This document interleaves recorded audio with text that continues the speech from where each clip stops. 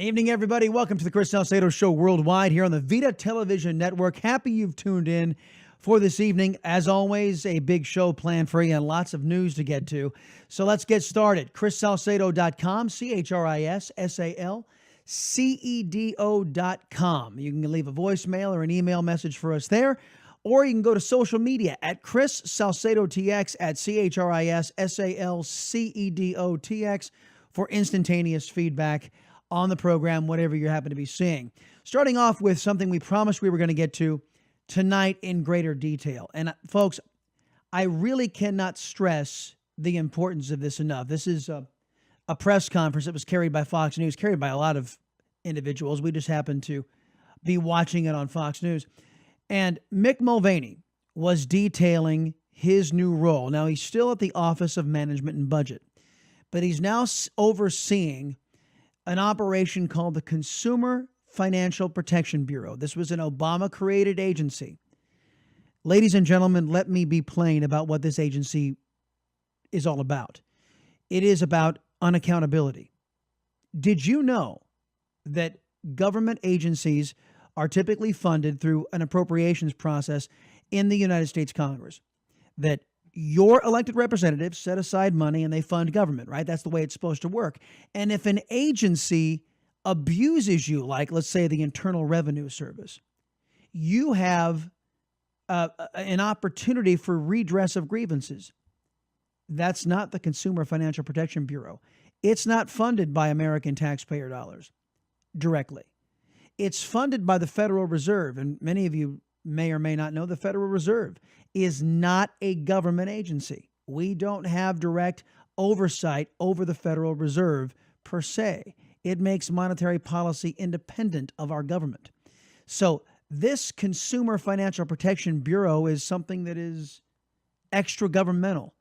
It has tremendous power over yours and my life, but if it decides to abuse us, we have no recourse. We can't do anything about it. Same way you can't do anything about what the Federal Reserve is doing. Mick Mulvaney described why President Trump put him in the position and what he was supposed to do and why this agency is so dangerous. He wants me to fix it. He wants me to get it back to the point where it can protect people without trampling on capitalism, without choking off the access to financial services that are so critical to so many folks. Yeah. And this agency has been abused. It has targeted Democrat liberal opponents in business, extorted money from them, and then turned around and used that money to pay off left-wing political activist groups, who, by the way, were the very same groups who had applauded and pushed for the foundation of this agency to begin with. It's vehemently anti-business. It's vehemently anti-American. And again, I can't stress this enough. You have no recourse. If you're a small business owner or if you're just a citizen, this agency and its leadership are not accountable to you and me. They have no check on their power. It is a Democrat liberal dream.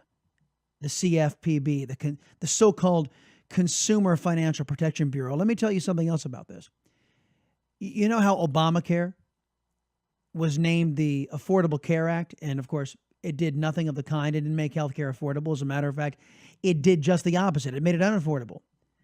These innocuous names are chosen by leftists for a reason, so that it's not easy for you to say, well, I oppose the Consumer Financial Protection Bureau. Well, who could be opposed to protecting consumers? But that's not what it does, ladies and gentlemen. That's not what this organization does.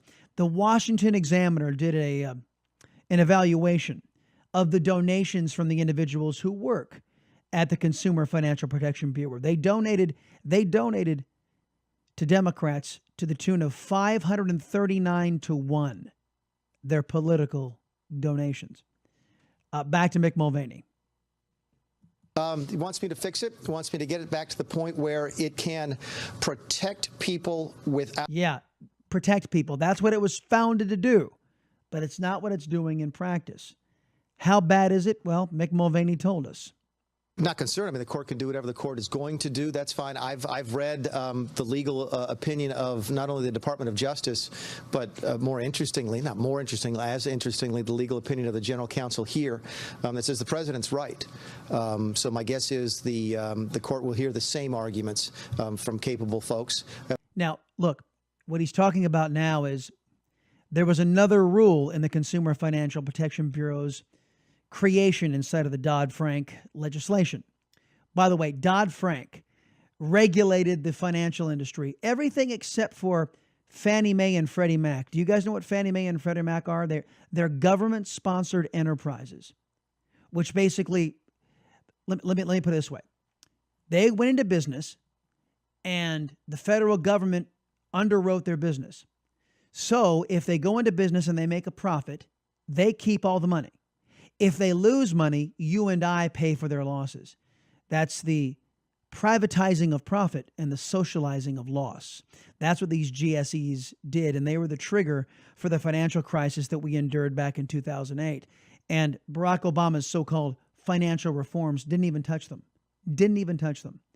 So the reason I bring this up is another one of these rules that was instituted inside of this Consumer Financial Protection Bureau inside of the Dodd-Frank bill was that the sitting administrator could appoint his or her successor.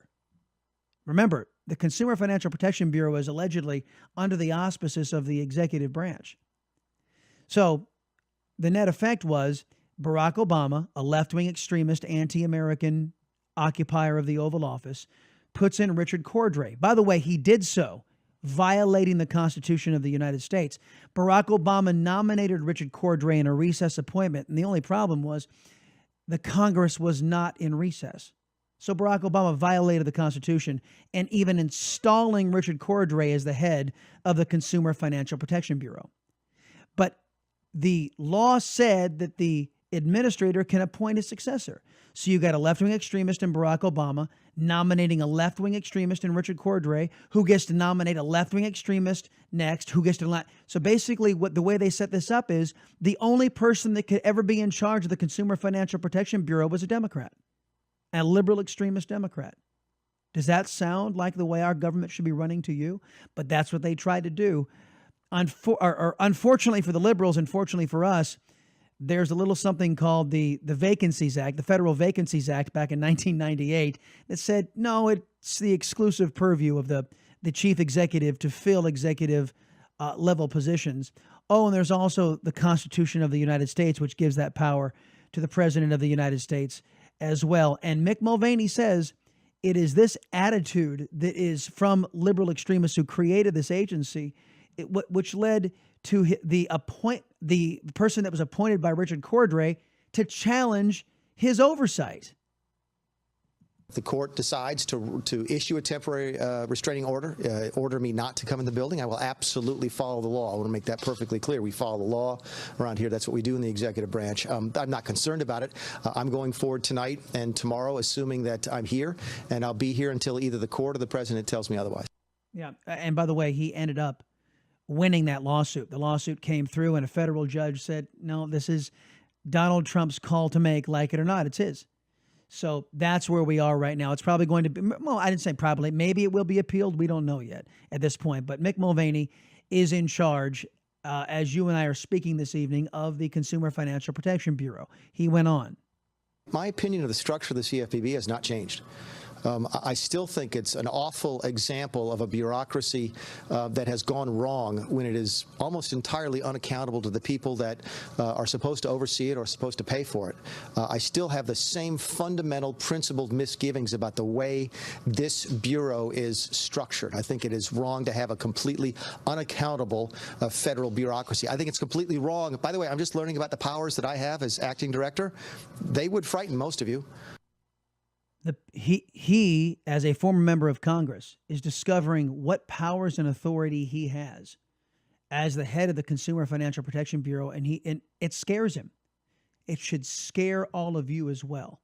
It's unaccountable power. How do I put this? People, we are a people with a government, not the other way around. liberal extremist Democrats have tried to instill in our children and instill in our society that the government tells us what to do. And in America, that's not the way it's done. Many of you in this audience are Latinos who come from countries where the government tells the people what to do. And you saw the result of that. Many of you are either from other countries, or you have your first generation, or you have a lineage that understands the dangers of this type of government that Mick Mulvaney is talking about. It should scare anybody with an American sensibility. The power that Barack Obama and these left-wing Democrats gave themselves at our expense. Mulvaney continued. Look at it this way, and this is how I explained it to people here today. When I was in Congress, if the CFPB did something to you back home that you did not like, okay, there was literally nowhere for you to turn for redress. You couldn't, if they targeted your business, if they targeted you, you couldn't do anything. You were screwed, in other words. Ladies and gentlemen, I cannot stress to you enough the danger to this republic that the CFPB poses. Mick Mulvaney is sounding the alarm bells. He's telling you that it is your constitutional right to have a redress of grievances with your government. Well, no, not since Barack Obama, not since Elizabeth Warren, not since the Consumer Financial Protection Bureau. Your rights are gone. And they tried to legislate your rights away. And the Democrat Party was complicit, and the Republican Party rolled over and let them do it. They rolled over and let them do it. You could not call your senator. You could not call the congressman. In fact, or the House of Representatives, you couldn't even call the president, because the only reason the president could fire the director is for cause. It is a completely unaccountable agency, and I think that's wrong. I think that citizens should always have some ability to hold the bureaucracy accountable, and they can't here. And that's why I think we need structural and legislative change to the way this place is run.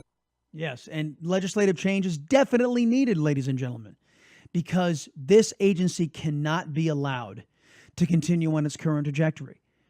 Folks, I very rarely get this passionate and this upset and speak in such dire terms, but the amount of money that they are gathering for themselves and the unchecked power needs to be reversed. We need, as a people, to start reining in this federal government.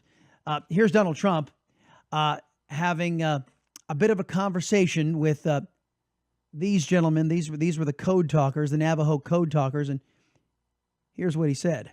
You were here long before any of us were here, although we have a representative in Congress who they say was here a long time ago. They call her Pocahontas. He's talking about Senator Elizabeth Warren from Massachusetts, who also felt the need to respond on MSNBS. It is deeply unfortunate that the President of the United States cannot even make it through a ceremony honoring these heroes without having to throw out a racial slur. Pocahontas is a racial slur? You know, Sarah Huckabee Sanders said the only offensive part of what Donald Trump had to say was that Elizabeth Warren was the one who had to lie about her Indian heritage to claim minority status. Be right back, folks. Chris Salcedo Show Worldwide. We'll talk more about this next.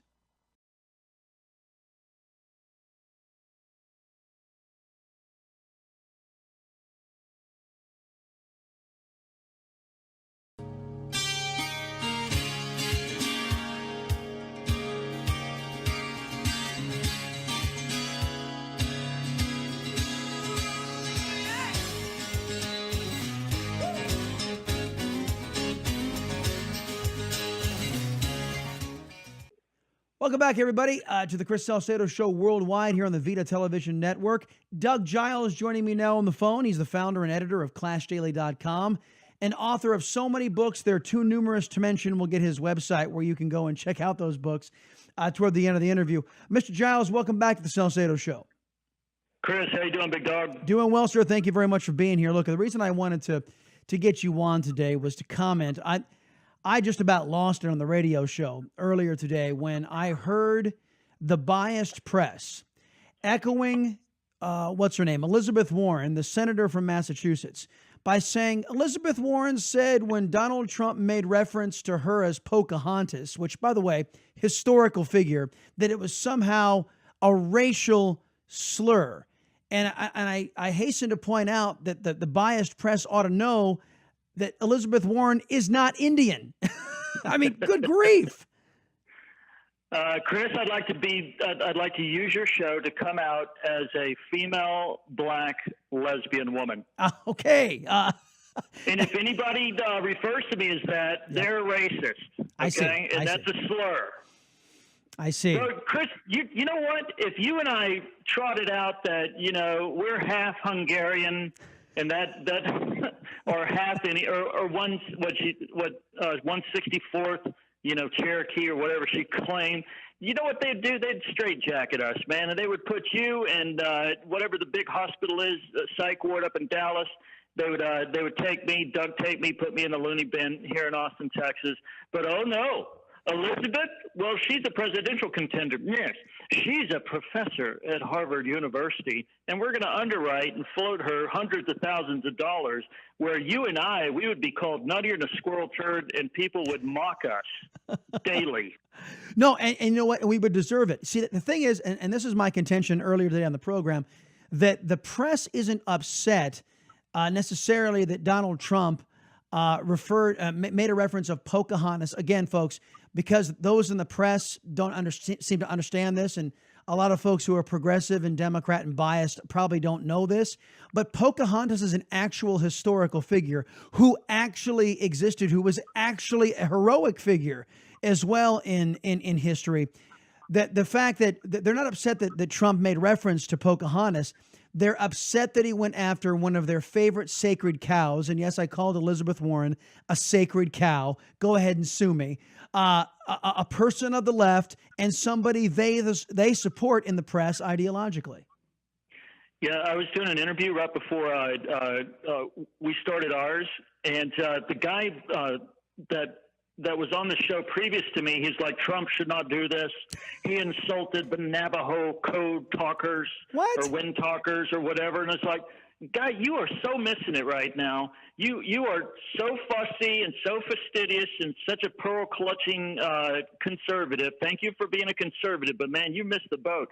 Trump took this press conference to lambaste. I'm talking lampoon.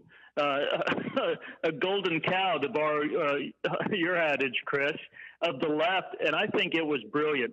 And every time the left glams on, every time they get offended, every time that they pearl clutch and scream, "Oh, Beauregard," it's usually a knockout punch soon coming for the liberals. Doug Giles. Here's the. Go ahead. No, I just want to reintroduce you, Doug Giles. Everybody, he's a founder and editor of ClashDaily.com and a man who is a prolific writer and has so many books out there. Let me ask you this, because I did notice the press again. You mentioned clutching of pearls, and all of their laments. None of these so-called journalists understood or repeated the notion that the fact that Elizabeth Warren has any claim to Native American heritage whatsoever has been thoroughly debunked and disproven.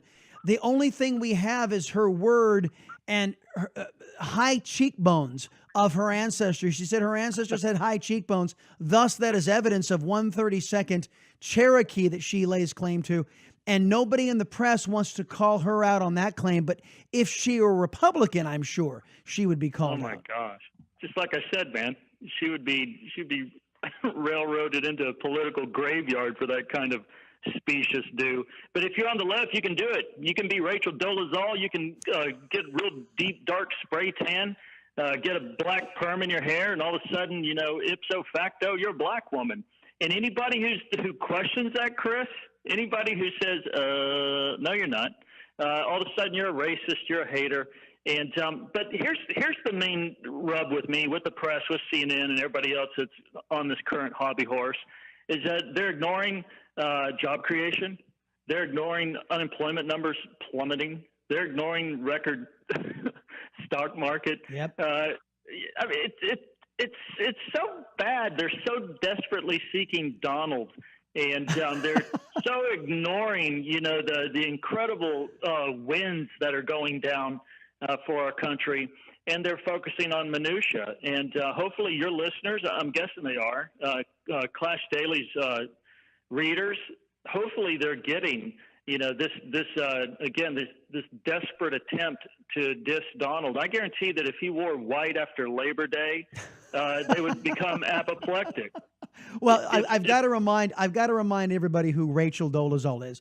For those of you who are new to the Chris Salcedo Show Worldwide, you may not know who Rachel Dolezal is. She was a member of the NAA, what I call the NAAPCP, the National Association for the Advancement of Progressive Colored People, and she claimed she was black. She married a black man. She has been living as a black woman. However, her parents finally outed her. She's white, and she did what many are calling cultural appropriation so she could claim victimhood, which is precisely what Elizabeth Warren did, right, Doug? I mean, all the left wing is upset about all of this cultural appropriation, but I guess it's okay for liberals to do it as long as they can advance their left-wing progressive ideology. Yeah, and we've got pundits on the right. I was watching Hannity last night, and he was saying, there's just double standards when it comes to cultural appropriation. Like, yep. Double? Come on, Sean. We're talking quadruple. It's moving into the cinco level for my Hispanic brothers. And another thing that I don't like about this, Chris, is everybody's offended nowadays.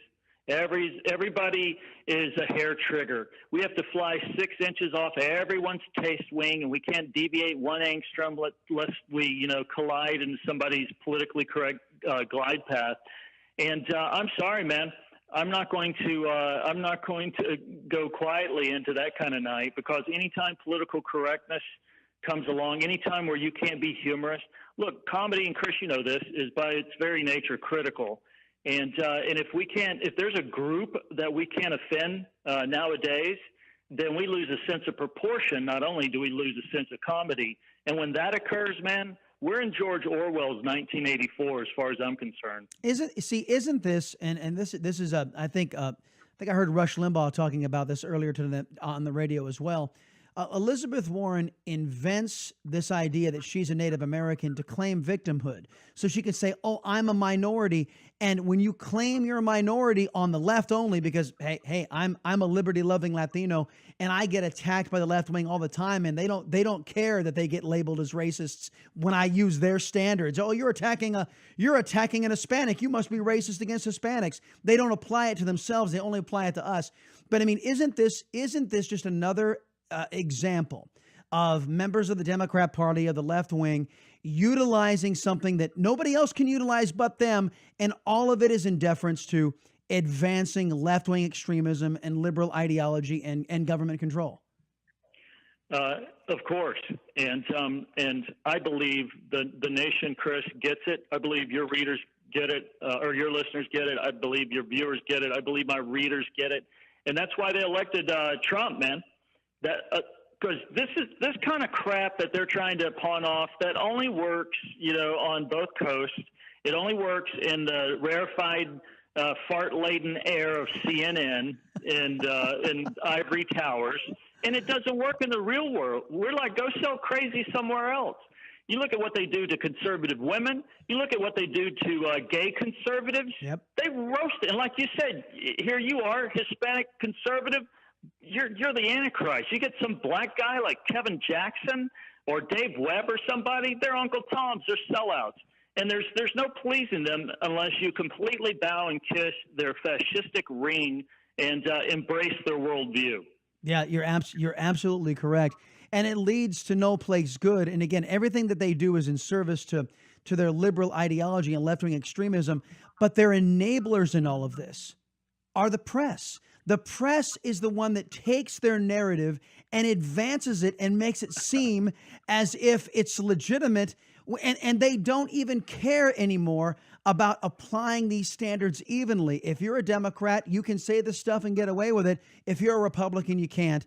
And they've almost institutionalized this. And that's why I believe you can't trust the majority of the press these days, because they've institutionalized this unfairness. Yeah, well, that's why your show's gaining popularity. That's why it's getting a bigger audience.